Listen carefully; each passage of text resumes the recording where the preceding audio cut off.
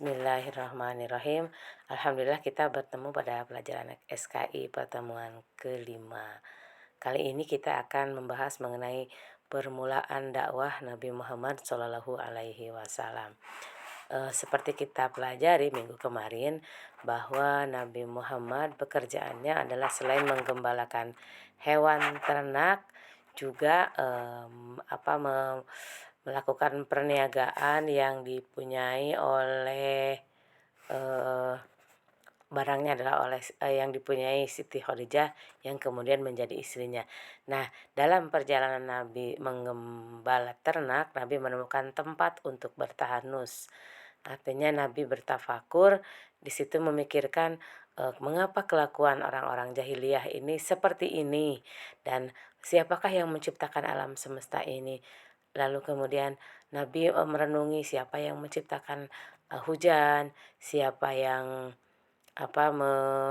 membuat langit yang tanpa ada tiangnya. Nah, kemudian setelah itu Nabi berulang pergi ke Gua Hiro untuk bertahanus. Dan pada usia yang sangat sempurna yaitu 40 tahun, Allah kemudian mengutusnya sebagai nabi dan rasul yang mengeluarkan orang-orang jahiliyah dari zaman kebodohan menjadi zaman cahaya. Saat itu di tahun 610 Masehi. Di sini disebutkan bertepatan dengan 17 Ramadan, tepat sebelum tahun ke-13 sebelum hijrah. Beliau diangkat ketika bertahanus di Gua Hiro yang terletak di Jabal Nur, yaitu di kota Mekah. Setelah lebih kurang 6 bulan Nabi berkholwat dan bertahanus, maka pada tanggal 17 Ramadan malaikat Jibril pun datang dengan menyampaikan wahyu. Nah, pada saat itu eh, malaikat datang dalam sosok yang, jadi ketika Nabi sedang di gua Hiro, datanglah sesosok makhluk. Nah, yang lama kelamaan semakin mendekat kepada Rasul, Nabi sangat ketakutan karena saat itu tidak ada siapa-siapa dan makhluk itu adalah malaikat Jibril. Makhluk itu tiba-tiba menyuruh Nabi membacakan surat Al-Alaq. Seperti kita ketahui, mari kita baca bersama-sama. A'udzubillahi minasyaitonirrajim. Iqra. Nah, kata malaikat Iqra katanya. Nabi diam. Kata Nabi, ana biqori, aku tidak bisa membaca. Lalu kemudian malaikat mendekati lagi dan menyuruh Nabi membaca. Iqra. Nah, Nabi kemudian berkata lagi, aku tidak bisa membaca. Ana biqori. Kemudian yang ketiga Nabi datang sambil mendekat kepada Rasul, seolah-olah memegang ininya badan Rasul. Iqra lah. Nabi kemudian semakin semakin sampai sesak napas karena Nabi memang tidak bisa membaca, dan makhluk itu kemudian berkata lagi, Iqra. Kata Rasul, ma ana biqori. Setelah itu kemudian Nabi pulang ke rumahnya dan beliau menceritakan apa yang terjadi kepada istrinya sambil menggigil minta diselimuti karena ketakutan. Kemudian setelah itu, ketika Nabi Muhammad istirahat di rumah, kemudian Khadijah bertanya kepada pamannya yang bernama Warokoh bin Naufal. Pamannya itu adalah seseorang yang beragama Nasrani, tapi ia seorang ahli kitab, dan saat itu dia masih beragama Nasrani yang asli. Dia menceritakan apa yang menimpa kepada suaminya yang bernama Muhammad. Lalu saat itu menurut Warokoh, bergembiralah wahai anak saudaraku, sebab dia adalah malaikat yang telah diutus kepada Nabi Musa, dan bergembiralah karena suamimu ini akan diangkat menjadi seorang rasul yang ciri-cirinya terdapat dalam Alkitab. Dan kelak katanya eh, apa kalau dan kelak kaummu akan mendustakanmu, tetapi kalau telah aku masih hidup maka aku akan mendukungnya. Nah, setelah itu kemudian, Nabi Muhammad pulanglah kepada Nabi Muhammad dan diceritakanlah, peristiwa yang terjadi. Setelah itu kemudian eee, Nabi wahyu terputus selama 40 hari dan dalam keadaan rindu, kemudian Nabi datang kembali ke Gua Hira karena rindu, ingin bertahanus. Dan setelah itu kemudian Nabi ketika mau memasuki pintu Gua Hira, kemudian alangkah kagetnya Nabi karena Nabi melihat malaikat Jibril dalam bentuk yang asli, yang besarnya atau tingginya antara langit dan bumi. Kemudian Nabi pulang lagi dan Nabi sangat ketakutan. Maka saat itu turunlah surat Al-Muddatsir ayat 84. Nah, ini kebetulan yang di sini tidak ini ya, tidak jelas penulisan Arabnya, maka kemudian tugasnya adalah silahkan ditulis ya, surat Al-Alaq 1-5, kemudian ini adalah surat Al-Muddatsir ayat 84. Ibu bacakan ayatnya. A'udzubillahi minasyaitonirrajim. Ya ayyuhal muddatsir qum fa'anzir wa rabbaka fakabbir wa thiyabaka fatahhir warujza fahjur wa la tamnun tastakthir wa lirabbika fasbir. Artinya, wahai orang yang berselimut. Karena saat itu kan Nabi ketakutan, Nabi berselimut. Kemudian maka turunlah, wahai orang yang berselimut, bangunlah, lalu berilah peringatan. Maksudnya Nabi kemudian akan menjadi seorang Nabi dan Rasul. Dan Tuhanmu agungkanlah, dan pakaianmu bersihkanlah, dan perbuatan dosa tinggalkanlah. Dan janganlah kamu memberi dengan maksud memperoleh balasan, dan untuk memenuhi perintahmu maka bersabarlah.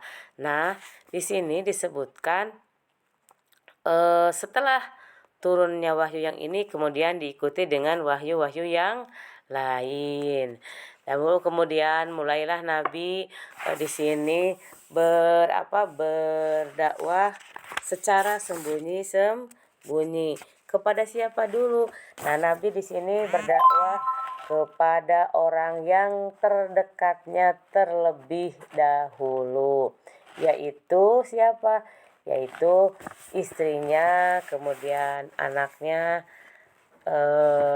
kemudian teman-temannya dan hamba sahaya serta saudaranya. Ini berdasarkan ayat wa anzir ashiratakal aqrabain ya. Ini adalah surat Asy-Syu'ara ayat 214. Artinya, berilah peringatan kepada kerabat-kerabat terdekat terlebih dahulu.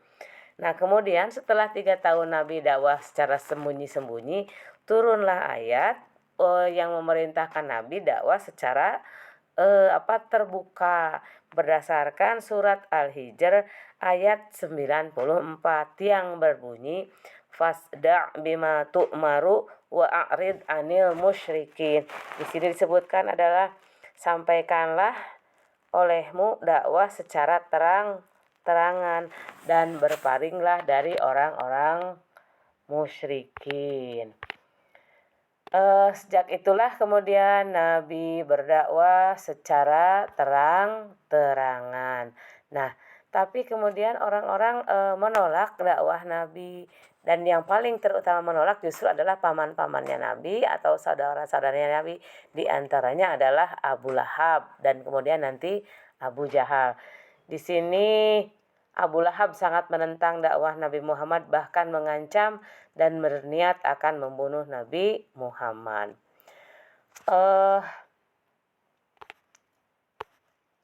Apa saja kemudian prioritas dakwah Nabi Muhammad Shallallahu Alaihi Wasallam? Disebutkan bahwa prioritas dakwah Nabi Muhammad ketika di Mekah adalah pertama adalah mengajarkan ketauhidan. Maksudnya adalah mengajarkan bahwa Tuhan itu adalah satu, yaitu Allah Subhanahu wa Ta'ala. Karena pada masa jahiliyah mereka percaya terhadap berbagai Tuhan yang disebut politeisme. Ada yang menyembah berhala, ada yang menyembah bulan, bintang, jin, ruh, dan arwah nenek moyang. Lalu kedua, prioritas dakwah Nabi Muhammad di Mekah adalah eh, apa mengajak masyarakat Mekah untuk hanya menyembah kepada Allah Subhanahu wa Ta'ala. Lalu yang ketiga adalah menegaskan adanya hari kiamat sebagai hari pembalasan. Karena menurut orang-orang jahiliyah setelah mati mereka ya mati saja, tidak ada pertanggungjawaban. Sedangkan dalam Islam ketika kita telah mati ya kita akan dimintai pertanggungjawaban amal-amal yang kita kerjakan selama di dunia. Yang keempat adalah merubah perilaku masyarakat jahiliyah yang asal mulanya mereka itu pekerjaannya adalah banyak melanggar etika dan hak asasi manusia. Nah, kemudian Islam merubahnya menjadi perbuatan terpuji, saling menolong, melarang melakukan fitnah, lalu melarang mabuk-mabukan. Yang kelima adalah mengangkat dan melindungi hak asasi manusia. Terutama di sini adalah hak asasi perempuan, anak-anak perempuan yang selalu dibunuh, bahkan mereka dibunuh hidup-hidup, lalu memperjualbelikan manusia selayaknya benda atau binatang. Itu barangkali pertemuan kita hari ini. Tugasnya tadi di ini ya, surat Al-Alaq 1 sampai 5, lalu surat Al-Hijr ayat 9 ayat yang kedua adalah Al-Mudaththir ayat 84, lalu surat Asy-Syu'ara ayat 214, dan surat di sini adalah surat Al-Hijr ayat 94. Itu ditulis beserta artinya. Lalu di sini kita ulang, prioritas dakwah Nabi Muhammad adalah satu, mengajarkan ketauhidan, dua, mengajarkan supaya mereka hanya menyembah yang kedua adalah supaya mereka meninggalkan menyembah berhala dan menegaskan adanya hari kiamat sebagai hari pembalasan dan merubah perilaku masyarakat jahiliyah. Dan yang kelima adalah mengangkat dan melindungi hak asasi manusia. Itu adalah pertemuan yang kelima. Silahkan tugasnya dikerjakan, lalu dirangkum apa yang Ibu terangkan pekan pertemuan hari ini. Akhiri dengan doa, alhamdulillahirabbil alamin.